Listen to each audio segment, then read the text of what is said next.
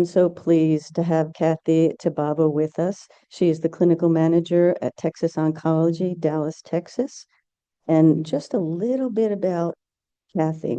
Kathy's passion is incorporating mental health care and knowledge into all aspects of healthcare, especially nursing leadership and primary care.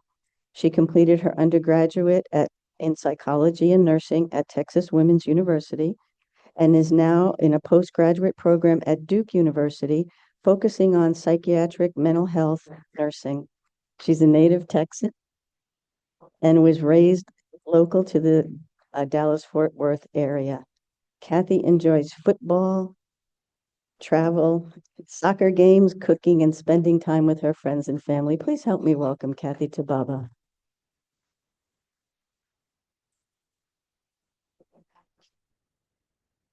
Good morning. Can you hear me okay? Okay, I'm going to say, first of all, thank you for coming back on Friday so that I wasn't talking to this row right here, which was nobody.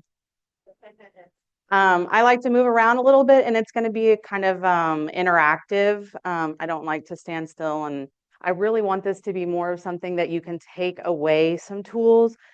Unfortunately, I can't give you everything you need today to take away and have your toolbox ready. It's going to take some homework on your part, and it's going to take some deep dive into yourself. So I'm going to give you the tools. I'm going to show you and open the door, but I'm also going to help kind of walk you through that door. So that's the goal today. Empowering nurse leaders to prioritize employee well-being, moving beyond surface level support. So we're kind of going to start with, like, what is it? What is well-being as a concept? Loneliness, the social ecological model. What does that mean for people leaders? What are emotions? How do we build that connection? And how do we provide our team with a resource caravan of support? Okay, so here's homework time. Get your paper, get your pen. And please do this. Close your eyes and really think about, if I walked up to you and I said, well-being is, it can be an image, it can be a place, it can be a sound, it can be a song, it can be a smell, it can be a feeling, it can be a person. I really want you to think about, for you, moment in time today, what is well-being? And then just jot that down, whatever that is.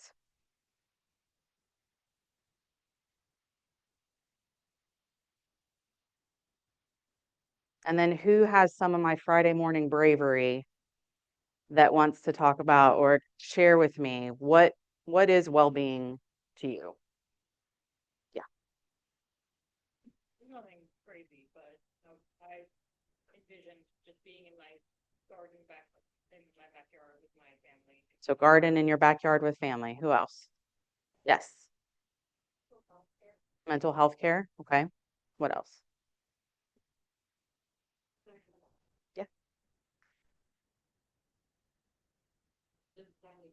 Standing still. Okay.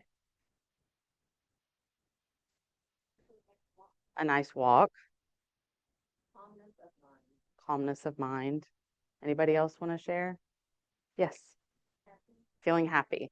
So I think the exercise here is to recognize it's very individual. It's very subjective.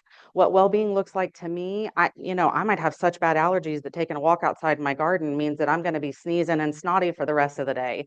So that might not be ideal for me, right? And calmness of mind for someone that has ADHD might be really out of reach. And so that's not the goal for them, right? And so the important part is recognizing that well-being is not a one size fits all. And what I mean by well-being and what you mean by well-being and what our team means by well-being can be completely different things. And my argument is that's why we're missing the mark. We're missing the mark because we have corporations putting in these huge, well-being packages, and we offer well-being support and we want our employees to be well, but it doesn't take into account that what well-being is for every individual is highly personal.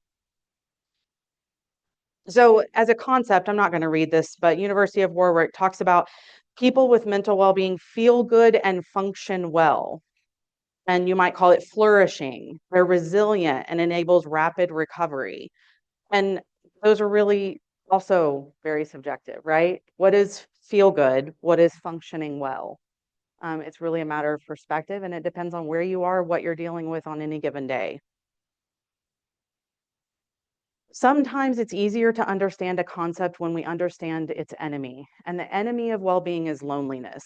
Dr. Vivek Murthy was the US Surgeon General under two different administrations, the Obama and Biden administrations, and he did some amazing work on loneliness and really quantifies it as an epidemic of loneliness in the United States. His last report was here in 2023. And I think it's worth pointing out some of these statistics because they're really honestly jarring. So 39% of adults in the US said they felt very connected to others. So let's flip that. That means how many? 61%. More than half of us don't feel very connected to anyone else. Approximately half of US adults report experiencing loneliness, with some of the highest rates among young adults. We just had a great talk yesterday with Robin talking about generations. And here we are seeing that some of our most young adults, the new workforce that's coming in, are experiencing rates of loneliness greater than any other generation. On the continuum of social connection, low social connection is associated with poorer outcomes and high social connection with better outcomes. Social isolation. So if you look at here, 2003, which is time spent alone, 285 minutes a day, to 2020 was 333 minutes a day. So it's just incrementally getting worse. How much time are we spending alone and socially isolated from others? National trends for social connection. This is really surprising to me, so I wanted to share it here because this isn't something I've ever heard before. But if you look at the social isolation, they did how many hours per month? So increased approximately 24 hours per month of social isolation from 2003 to 2020. Household family social engagement decreased 5 hours per month. Companionship decreased 14 hours per month. Social engagement with friends decreased 20 hours per month. Non-household family social engagement decreased 6.5 hours a month, and social engagement with others decreased 10 hours per month. So, I mean, you think about that, that might not, I mean, it still sounds significant to me, but you think about compounding, right? Month after month after month after month. And this just is getting worse and worse and worse. I'm not really here to give you reasons for this. I think, there's lots of reasons for this, but I think it's important for us to note as leaders, this is where our society is. This is where we are. These are the people that show up and try to help care for patients every day. This is them. So if we look at the social ecological model, you can see kind of all these different factors that shape social connection. So workplace is right there. I mean, we don't have purview over a person's whole life, right? I mean, we're not going to walk in and somehow magically change a person's life, but we can make a great impact. And that's our role as leaders. I mean, it's an awesome responsibility. It's kind of frightening. It's a little intimidating. But if we take it seriously and recognize our opportunity to make this impact, our team can be much better for it. And I mean, I'll argue our society can be much better for it because change is going to happen one person at a time, right? One leader at a time affects their team, the next leader affects their team, and so on. So if we think about people leaders, and if you think about some of the leaders that we talked about yesterday, the dysfunctional leaders. And so if you think about some of the leaders that you've known, kind of either you work alongside them, they've been your leader, or you knew of them, how many leaders are promoted because they were good taskers, right? High performers, their metrics, they knock it out of the park every month, so they're going to be the next manager. And we really miss this opportunity to put people in places of leadership that are energy influencers, right? We're all just bundles of energy, right? And so we walk around and our energy is affected by the people around us, both ways, right? It's this reciprocal relationship of energy and well-being liaisons. So, I mean, we have this opportunity as leaders, but it's really honestly kind of rare. I mean, the job descriptions, as Dr. O'Rourke was saying, rarely have the things that actually matter. What about your character? How much do you like people? Do you want to care for people? Do you want to be an influencer of energy? So one of my favorite authors, Dr. Mark Brackett, he's the founding director of the Yale Center for Emotional Intelligence, has a book called Permission to Feel. So that's one of your first homeworks. Permission to Feel. It's a fantastic book. We actually read it as I started a book club in our market and we read it as our first book. And I mean, just some really insightful conversations with our employees, and we open up to the whole market. So it's not just my nursing team, it's lab and pharmacy and radiation and all of that. And it's been really, really cool to hear some of honestly, them opening up a little bit. So three things kind of really are important here is how am I feeling?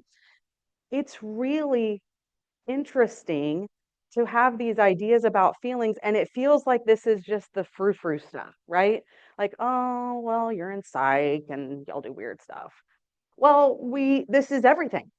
This is people. This is everything. And we don't do a good job teaching children from a young age about what emotions are, how to label them, how to express them appropriately, how to engage with others, how to regulate their emotions. And then we have a lot of adults who don't know how to regulate emotions. So we just kind of have this like mess of emotions, and nobody really wants to talk about it because it's kind of frou-frou, right? In reality, this is everything. So this is Mark's graph of emotions, and along the bottom axis is the low pleasantness, high pleasantness, and then low energy, high energy. And one of the things I want to do, because I think it's really helpful, I want you to take your pen out again. This is writing time. So write down disappointment and anger. And I want you just to very quickly kind of differentiate between the two. Disappointment and anger.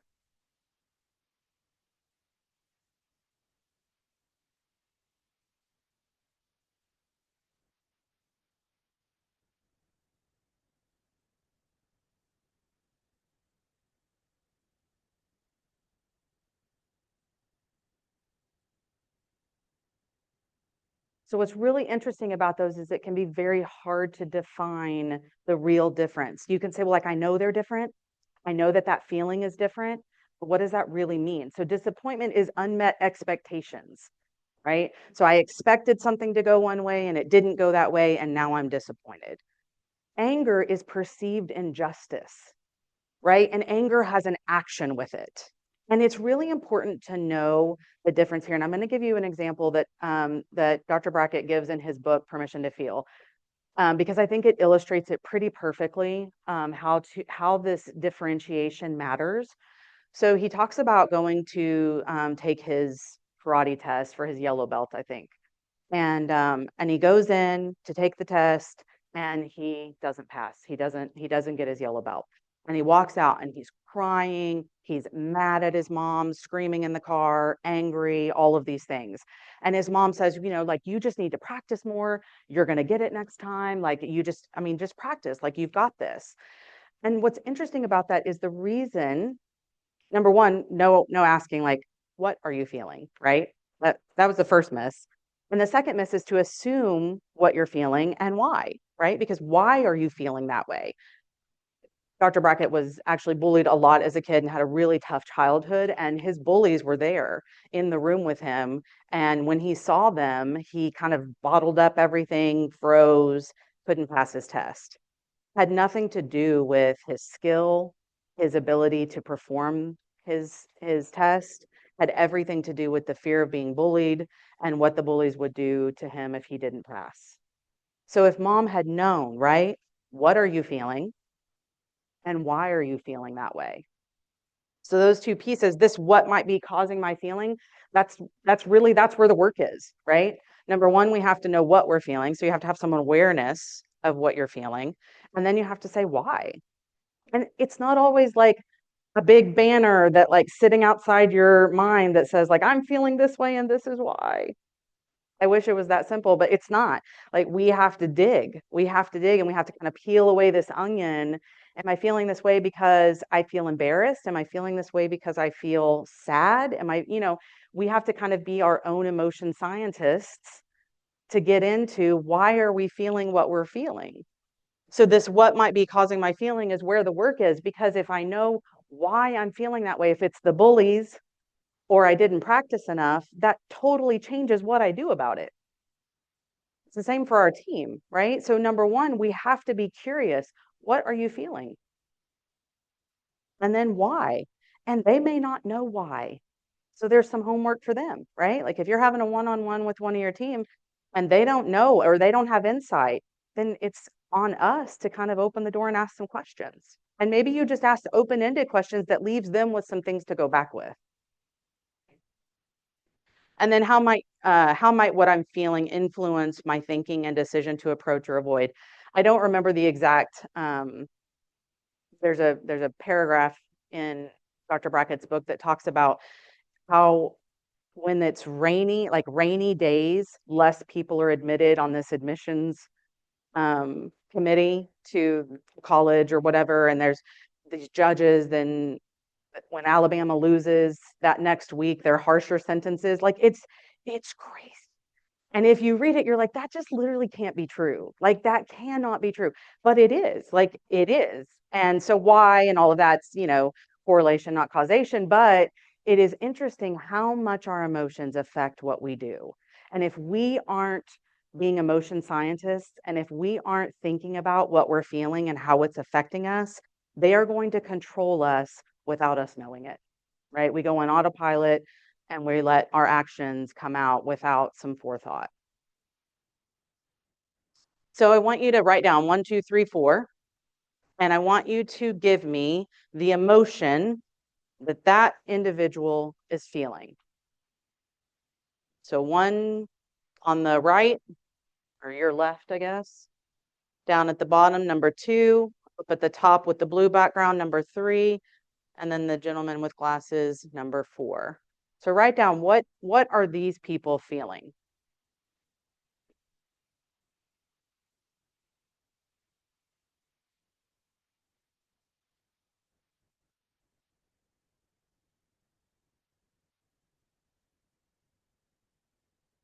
And I'll challenge you as a very educated group to go beyond happy, sad, glad, mad.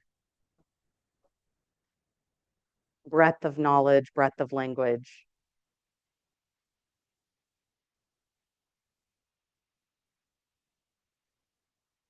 All right, who wants to give me some ideas?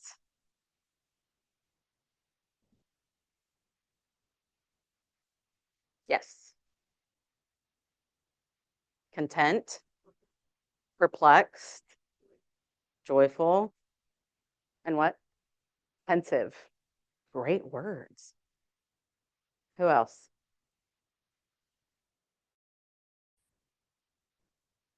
Yes. Uh-huh. Anxious, pensive, disappointed. Yes.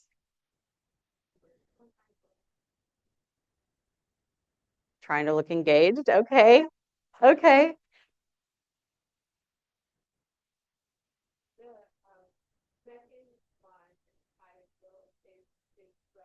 Dreading, contemplating. Okay. Reminiscing.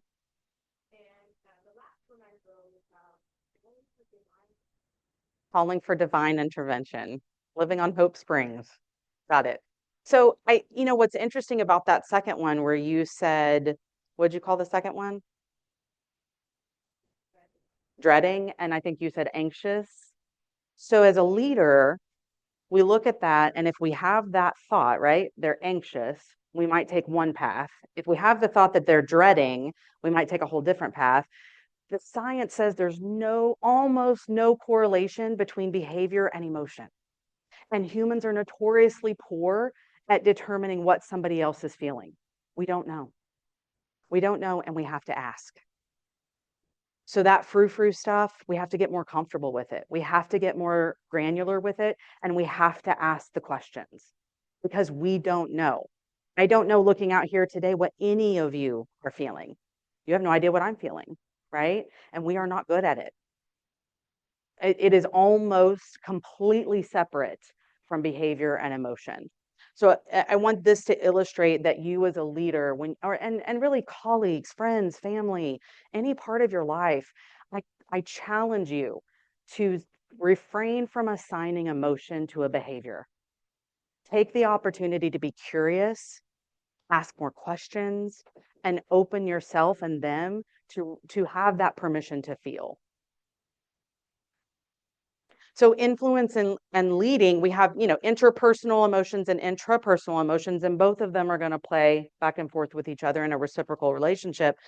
Dr. Brackett's tool is called ruler. And so I've kind of bolded those here. So it's recognizing emotions in themselves and others, understanding how those emotions affect behavior and decisions, having the broad language. And that's the part where I think we miss out the most.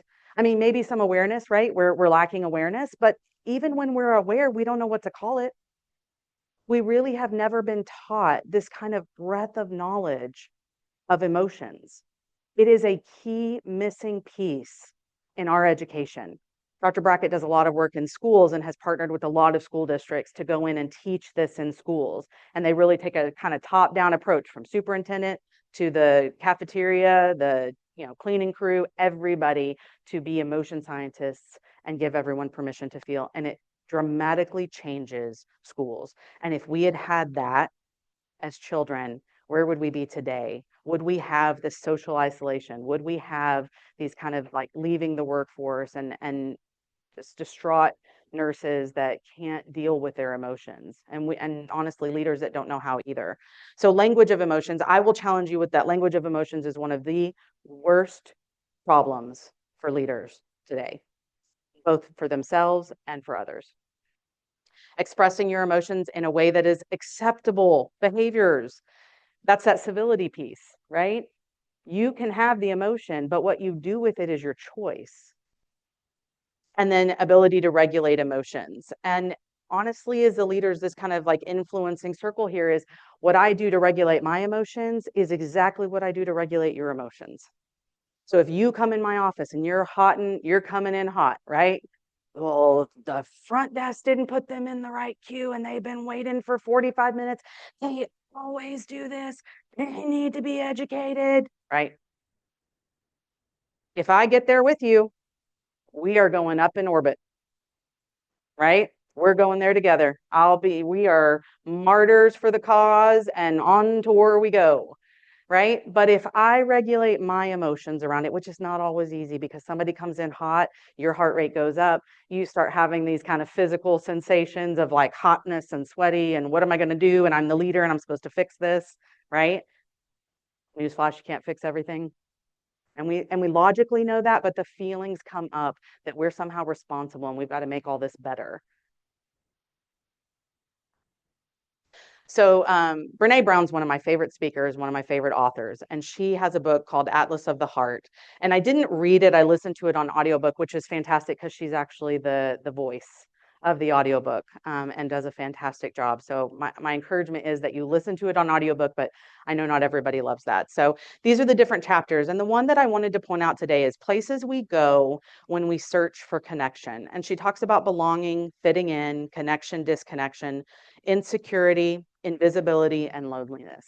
And I think that's really applicable to what we've been talking about, really honestly, for the last 3 days, right? Is this kind of belonging? What does it mean to belong? How do you even know if you belong if you don't have role clarity, right?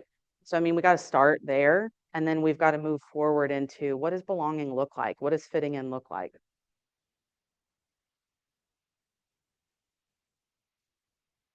So belonging, she talks about true belonging doesn't require you to change who you are. It requires you to be exactly who you are.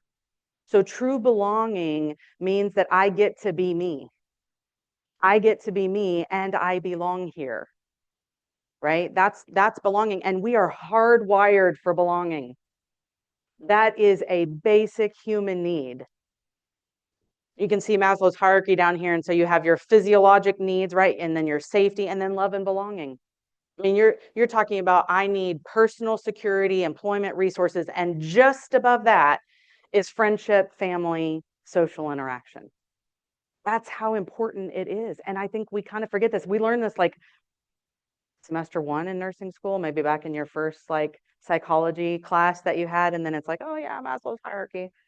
But it's, I mean, like really, right? Like it helps gives us some direction as to how important some of these things are. And I don't think that we really think about that often. So love and belonging is right there, just above like not getting shot. I mean, right? So belonging is it is It is everything. Belonging is everything. And we are so hardwired for belonging that we sometimes try to fit in. And fitting in is the enemy of belonging. Fitting in means I had to come here today and I don't get to wear my sparkly shoes and I don't wear my bright jacket because that's not what professionals do. Professionals wear black suits and heels and they have nails and it's all perfect, right?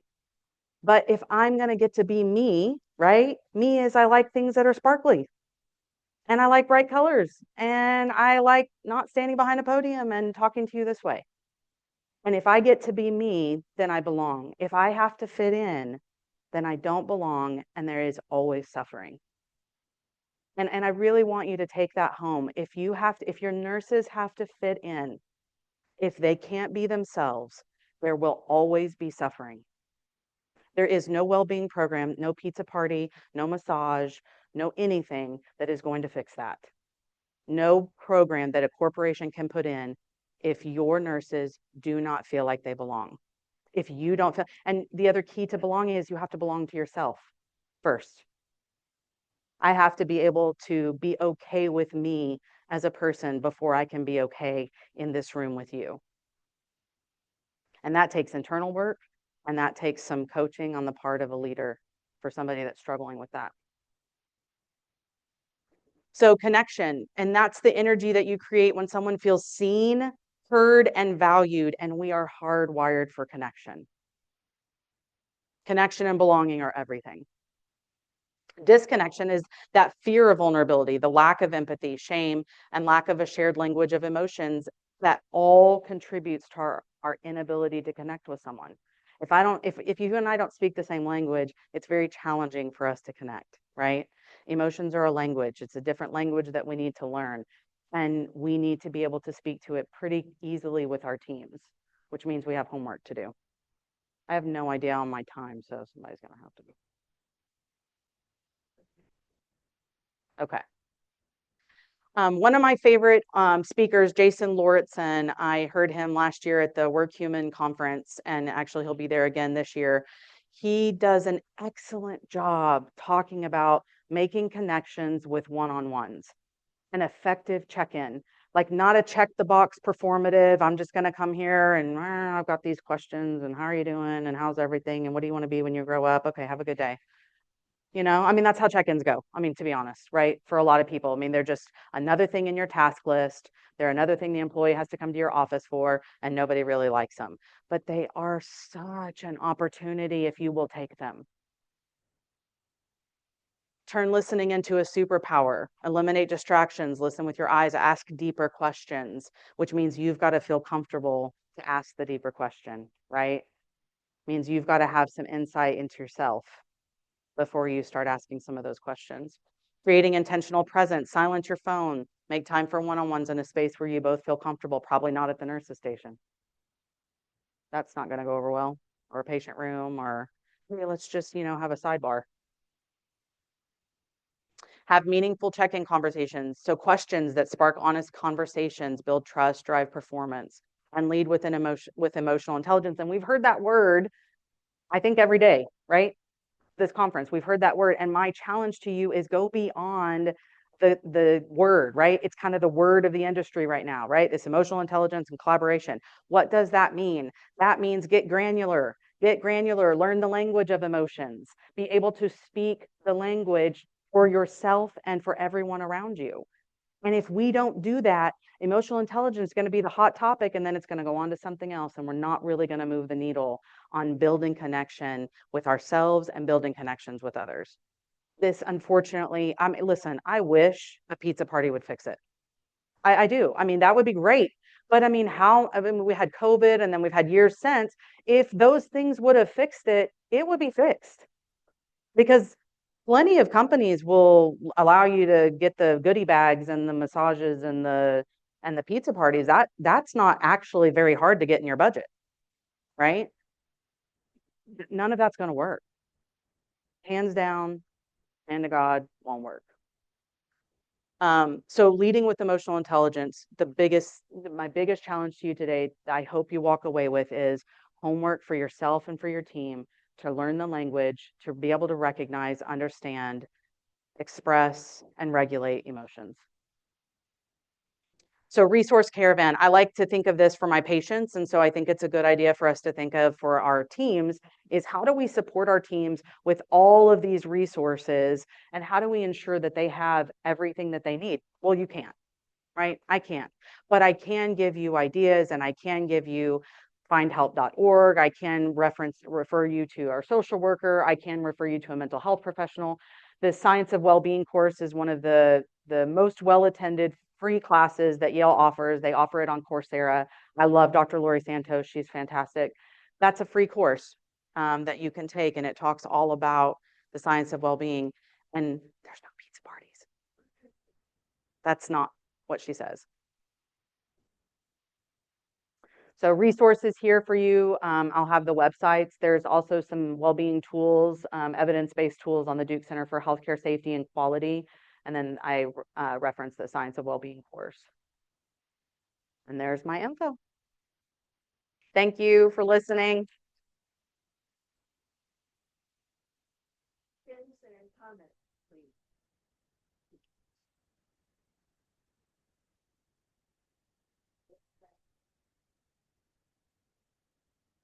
Kathy, thank you. What a great reminder that we said it day one, nobody can come in and fix all of our problems. We as the leaders, leaders, the individuals, the nurses ourselves, we have to own our stuff and, show up with some skills that are going to make our workplace better and not worse. So thank you. Great presentation. Thank you.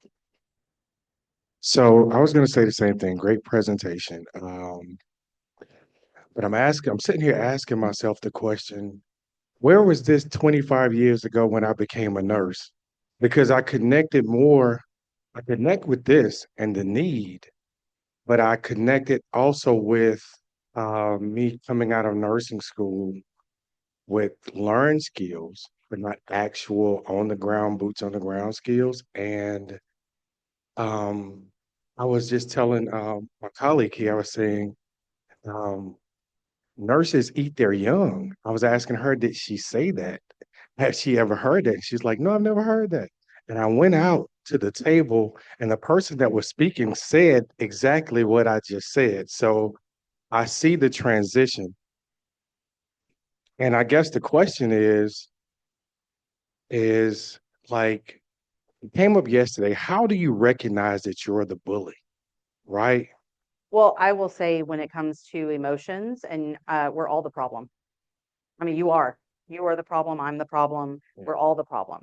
We don't have a shared language of emotions. And that's why I said I'm going to walk you through the door today of where this can go. But this is going to require some effort on your part, whether it's reading a book or referencing an atlas or, using an app or whatever it is. We have to educate ourselves.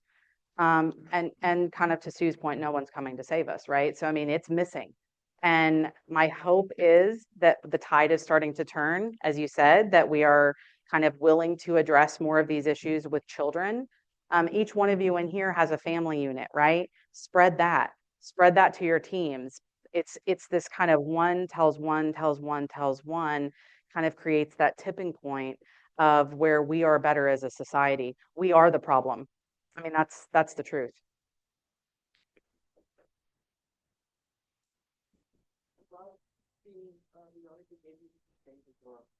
Yeah. You have to own your own behavior before you have to own your own behavior before you can start talking about anybody else's. And I think to your point, those of us who went to school, I know I'm dating myself, but that's okay. Those of us who went to school in the 60s, we had a lot of this stuff. It was called Hildegard Peplau, interpersonal relations. I mean, it was the foundation for how we connected with our colleagues and our patients. And it didn't, these weren't the words. That's where the theoretical basis was for those of us who came out of the 60s education system. And my hope, Pam, we're going to putting it back into the School of Nursing that we're creating, because this is essential, absolutely essential for us. Thank you. So So how appropriate are any of these resources for kids, like a precocious teenager, for instance? I have a granddaughter who we had some girl drama last weekend. I raised boys, so I'm like unaware of this, but and she said to me, "Why do I have to be the empath in the group?"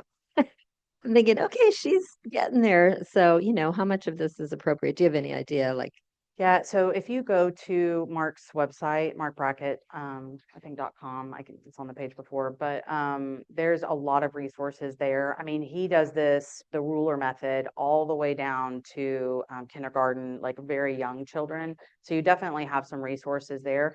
I'd say, teenage girls are my bread and butter. I love them. I mean, they just want to be heard. They just want to get it out, and they have a lot of times a hard time doing that. But I think that even I'm pointing there, but that emotions, the ruler chart can help them. And then learning kind of that rational detachment from what's going on around her. It's really hard because their developmental stage says everybody around me matters a whole lot, right? So you're kind of competing developmentally. So it's a little different than what I shared here today, but there are some good tools there. Yeah. it was a mean girls situation, Yeah. tying this whole thing together. And that's really the fitting in part.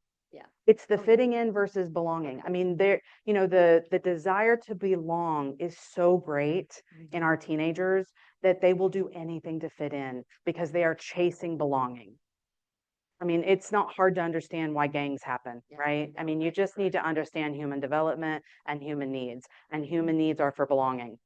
And when we don't have it, we'll do anything to get it. It's funny you actually said that because I think that's what happens to new grads and why they eventually become the bullies. They want to belong. Yeah. Right? So what if we just have a better way for them to belong? And what if we have teams that understand fitting in and belonging and welcome new people into that? It's not going to change overnight, but we have no way of making it change if we don't start somewhere. And where we start, for me, I hope, is in this room. I think the younger generation, I have a 2-year-old turning 3, and they talk about like, like my 3-year-old will tell me, I'm frustrated or I'm upset, or she uses her words really well. But I was wondering if you have like maybe like 2 sentences or something you would say to someone when you're trying to express to them that these things matter. Like when I talk to someone that's 30 years old or 40 years old and they're like, "Oh, you're babying your child, or you're too woke, or you're too this or too that." How do you explain to them like So I think you this have is to, fundamental? like, emotion scientist hat, right? So anytime you have comments from anyone, put on your emotion scientist hat. There is a lot of pain and frustration in people who were never given permission to feel. And when they see that, their automatic coping mechanism often is to buck against it. And so it's not about you, has nothing to do about your daughter. It's everything about like where they are in their life and the things they didn't have, right? Yeah. There isn't probably a lot you're going to be able to say that changes any of that. I think accepting it, recognizing that that's their pain, that's their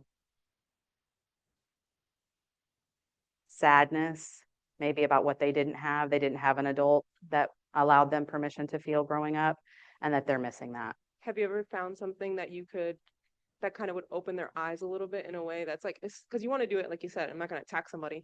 We want to do it in a way that's like kind of open their eyes, like, hey, like this is because you haven't found anything. I mean, I that's kind of use kinda humor, open. so I'm maybe Okay. not the best. Okay, Like, I'm like, when we didn't wear seatbelts okay. and now we do? And you That's know a good how we one. used to give people opioids and we don't? Yeah. We know better, we do better. Yeah. And I think for me, that's kind of how I keep it simple. Yeah. The real answer is they need therapy. They Yeah. need to unpack their boxes. They need to go back and kind of figure their stuff out. Mhm. And it has nothing to do with you, but that's kind of my like humorous way to say, I like we that know though. That's better, we do helpful. better, Yeah, that's right? I helpful. mean, it's not, we shouldn't be stuffing emotions. We shouldn't have done it back then. And if it was done to you, I'm sorry. Yeah. Yeah. What if the roles were reversed? What if the roles were reversed? So say I want to check on the well-being of my leader. Is there anything I should or shouldn't say? Because I wouldn't want me checking on her to kind of make too much tension to it. So what could I say or not say if I'm checking on a I mean, I manager? think what would be a great tool to use right now is like, hey, I just came back from this great conference. I heard this speaker, they were talking about all this like frou-frou stuff, and I kind of want to like try some of it out. And so like I've been working with myself, and I was just curious, like, how do you feel today? Like, how are you feeling? Like, I'm trying to figure out how I'm feeling, and I'd love for us to be able to do this together. I mean, that can be a non-threatening way. So have you ever learned like for safety wise, when you come at somebody kind of in the front, it's very like scary for them. If you come at somebody from the side, it's just this way of like really introducing yourself without threatening the person. That's what you have to do in that conversation. Come at it from the side. And so if you have kind of that hook that says like, hey, I just had this and I was really curious about this and I was wondering about that. What do you think? That could be a way.